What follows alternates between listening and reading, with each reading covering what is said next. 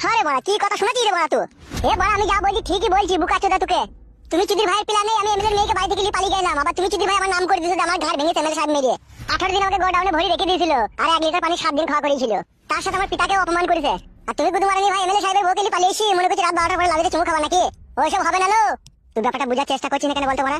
তুই বড়া যেমন করে হোক তোর বউকে বলে তার মেয়েকে নিয়ে আনার ব্যবস্থা কর, আমার হাতে তুলে দে। আর না হলে সব আমি এমএলএ সাহেবকে বলে দেবো বড়া। তুই আর বউকে এখানে নিয়ে চলে এসে পাম দিচ্ছিস। শোন শোন বড়া, আমি কোনো কথা শুনতে চাই না। তুই আমাকে লিচে তোর বউয়ের কাছে, সে তোর বউকে আমি যা বলার বলবো।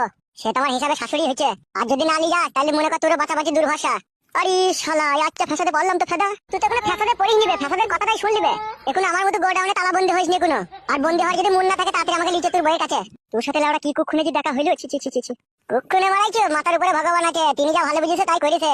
তাড়াতাড়ি আমাকে তোর সাথে তোর বাড়ি লিচো, আর নাইলে তোর কপালে একদম ঘূর্ণ বিপদ আছে। কি বলছিস বে তুই? এই